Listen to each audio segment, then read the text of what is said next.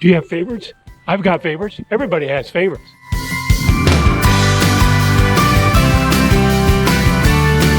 Welcome to the Ageless Runner. I'm Ralph. So I recently did a video giving a little more in-depth analysis of run-walk ratio and a little bit about walk time. Basically, the message is that the higher the ratio, the less time you'll spend walking in total, say in an hour. And the higher your walk times per given ratio, the less frequent your breaks will be. So I thought today I would share with you my favorite intervals. The ones I use for long runs, short runs, and a special interval I have that I also use towards the ends of my long run. Now I have an Android phone, so I use an interval app called Interval Timer. I love the name, it's very basic, explains it, no marketing hype to it at all, it's just a great little timer. I will tell you, I've not used any other interval timer than this one. So I can't compare it to anything else, I just know this works. It's very basic, works well. So some of the key things are, of course, you can set they call it work and rest time, which for me is run and walk. You can also set how many times you want it to repeat before it stops. I usually keep that at a high number because I don't want it to stop when I'm running. Now the other key thing about this app is that little icon down the corner that says save. You can actually save intervals that you like, and I have, as I mentioned, I have 3 intervals that I have: short run, long run, and 15 to 15. And I thought I would talk to you about what those are. Not so much I'm recommending those intervals, those ratios. You have to decide for yourself what works best for you. But I want to explain some of the logic of what I do and why I do it, and perhaps you can apply that to your runs. So my 3 saved intervals are long run, which is a 3.5 to 1 run walk ratio, my short run, which is a 6 to 1 run walk ratio, and then my 15-15 timer, just a simple 1 to 1 ratio. So why do I do what I do? Well, let's start with the short run.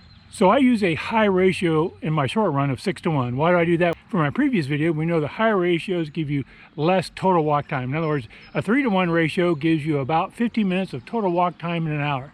A 6 to 1 ratio is going to give about 8.5 approximately. So when I do a short run, I don't do a short run for an hour, I do a short run for 30 to 40 minutes. I kind of want to push myself a little bit. So I want to run a lot more than I walk. So I use a 6 to 1 ratio, which if I were doing a 30-minute run, will give me about a little over 4 minutes of total walk time. That works good for me. It allows me to push myself a little bit and maybe increase my conditioning.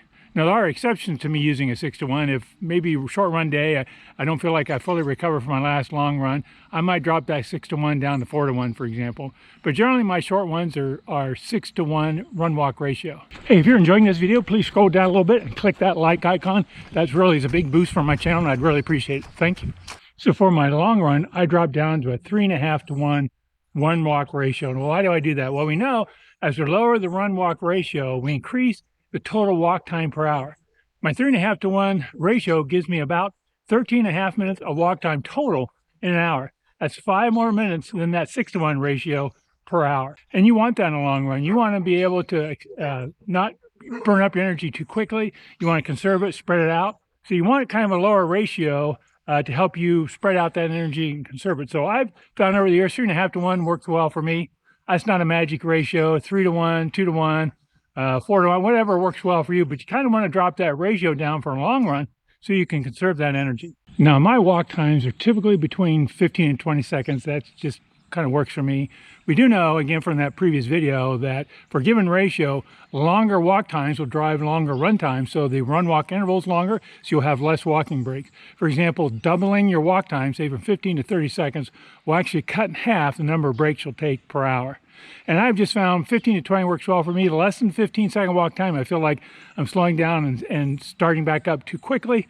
Over 20, I don't find that I gain a whole lot walking over 20. And there are exceptions to that. As I get later in the long runs, I might walk 25 or 30. That'll happen. But generally 15 to 20 gives me the right amount of walk breaks during my run to keep my energy at a level that I can complete the run and get the miles I want to get. And my last timer is a 1 to 1 ratio of 15 seconds and 15 seconds.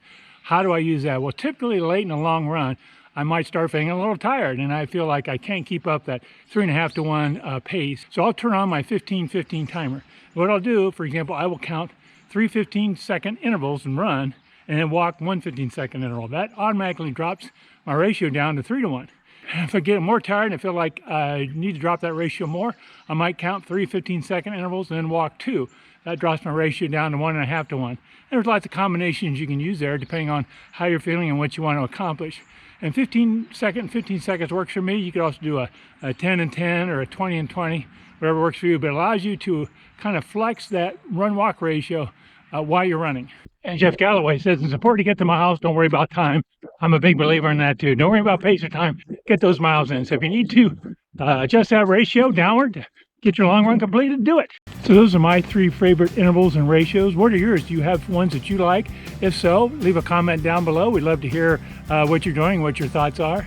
In any event, thanks for watching. If you enjoyed this video, please click that like icon down below. And if you're not a subscriber, please subscribe. I'd love to keep sharing my experiences and running tips with you going forward. Thank you so much and happy running.